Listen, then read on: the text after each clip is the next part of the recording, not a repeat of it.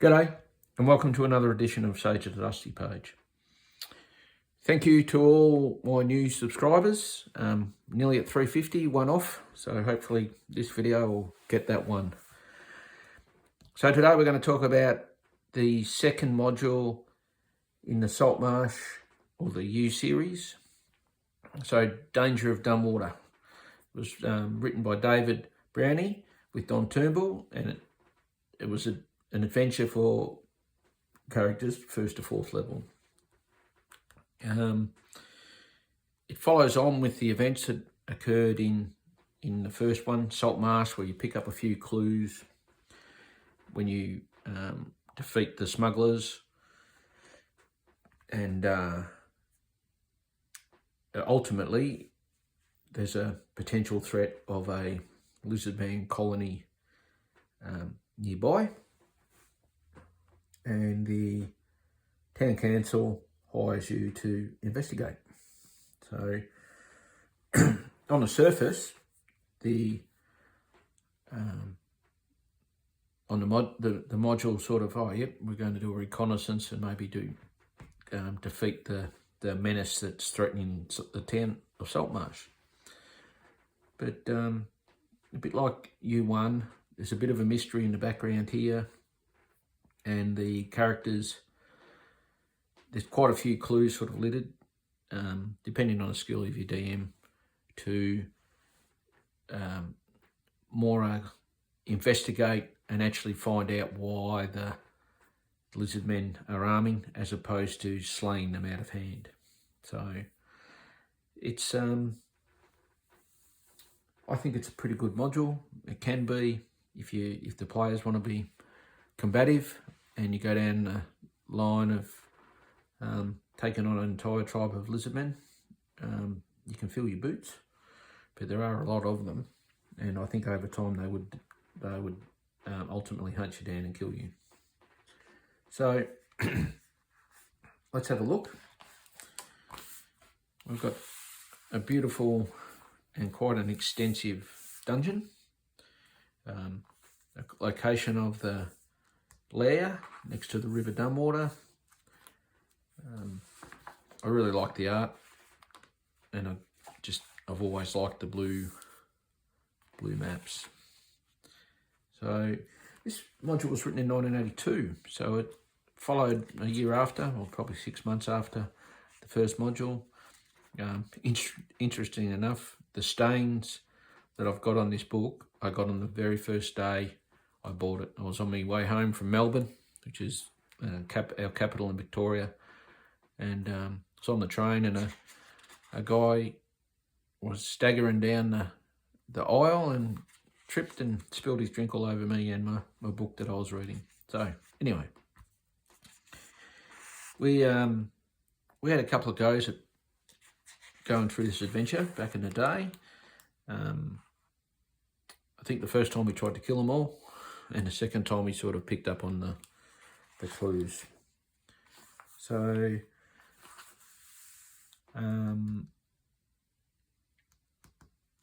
yes, and you get your synopsis of U1, the preamble, the clues. You know, you're looking to get the adventures to go in a separate way. You can see this piece of art. I think it gets reused in module N2, the Forest Oracle.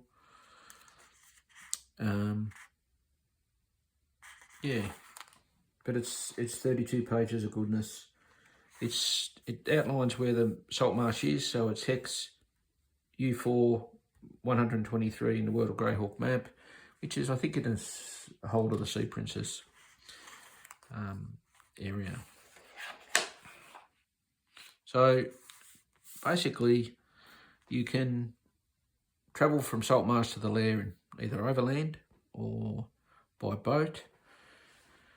There's a cost if you want to hire a boat, but if the DM leads them to go overland, there's an opportunity to have some overland encounters and pick up a little bit of useful treasure along the way.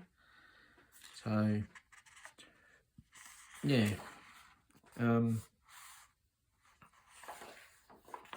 it's a good mystery novel that potentially the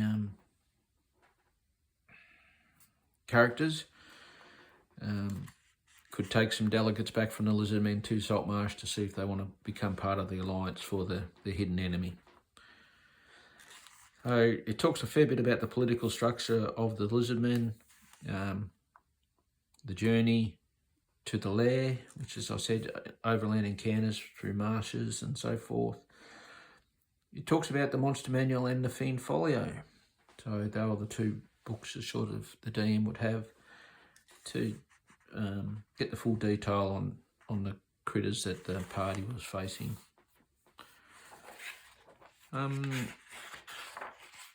As I alluded to, the Bullwug ambush, which I think is a creature out of the Fiend Folio. Fiend Folio. Got some really useful treasures and 3 Unestones, which until I started flicking through this module, I'd forgot about these, but these were really cool. I think one of the 3 gives a player a level, which is pretty useful in the adventure. Like particularly if you had a 4th level mage and bumped it to 5th, that gives them access to 3rd level spells and so forth. I can't think one. I think the other 2 do things with the different attributes. And a Helm of Underwater action, which is a really cool item. And and there's a potential to pick up a bit of armor. So you go to the Lizardmen's lair, you encounter the Lizardmen, you might encounter some other things on the way. Talks about the Lizardmen replacing their losses. So if the party go in, retire, the Lizardmen are going to recover and become increasingly wary and hostile. And then it takes you through the key of the Lizardman lair, which is very extensive. It's interesting that a lot of the Lizardmen fight with weapons, and only a very small number of them can actually speak English. So depending on how the DM take on the encounter and how the players react to encountering a patrol of Lizardmen, they might be just told to leave, and if they leave, they don't have to necessarily go into combat, but obviously the Lizardmen will defend themselves. But that aside, it's quite detailed. There's quite a bit of stuff in there, and as I go through, they encounter quite a number of other races, and there's different encounter points through the adventure, and one of them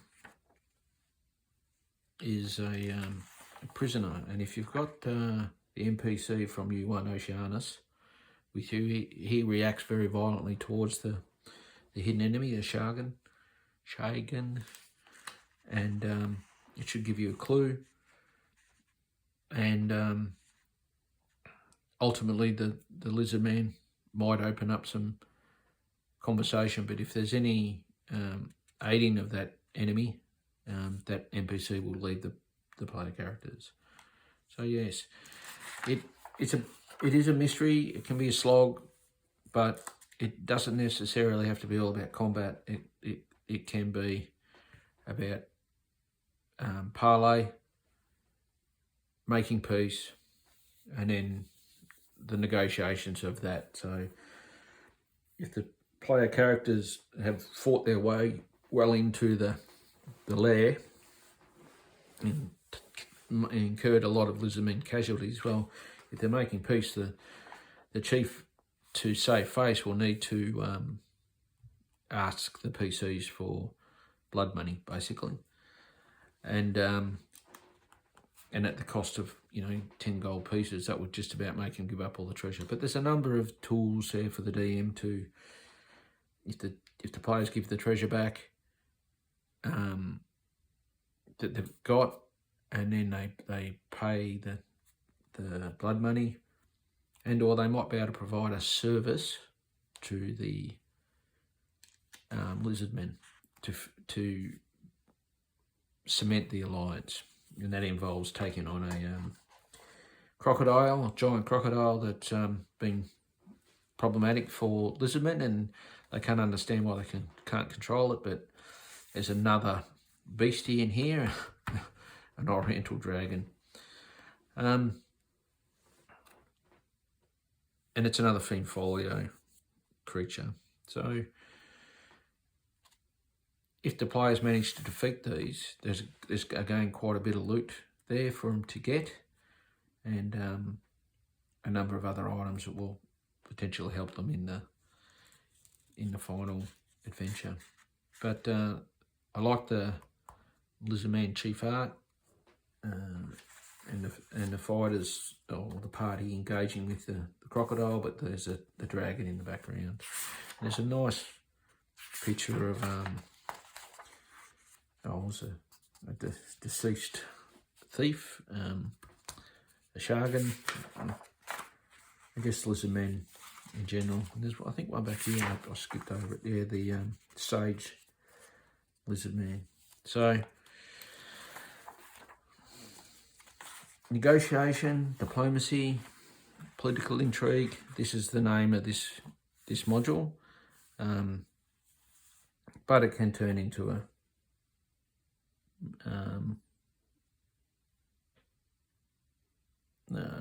intense combat, just going in and slaughter the enemies. But when they find there's different, like the coaliths, the mermen, and there's another guy, but yeah, all in all, it's a pretty solid adventure. There's plenty of opportunity for role play in this game. You got, again, the key to the creatures in the end of the module. I suppose if you photocopied it, it would make it easier just to have those stats at hand.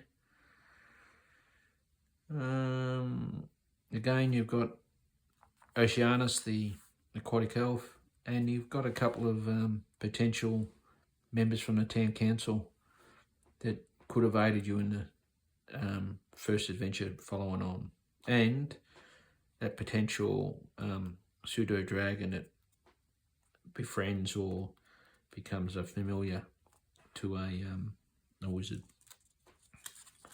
So you get a good map of the surrounds, so the Dreadwood, a couple of other towns in the vicinity, the Lizardmen Lair.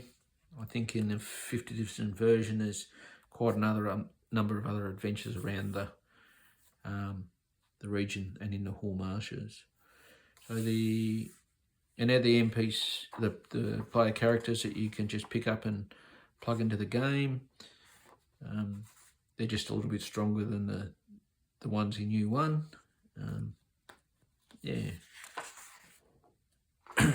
And there is the map, which is one of the clues of the lair location that you pick up from module L1. So all in all, it's a there's plenty of opportunity to role play, fight, and plenty of opportunities to play this module in different ways. So I think all in all it's pretty good. On eBay it's worth about 40 to 50 Australian dollars. I mean, they're starting to get around, 1982, so what's that, 18 plus 25, it's I can't even do the maths, but it's a long time ago now, especially when I consider I bought this in my youth as a teenager. So please like and subscribe, share the videos with your friends.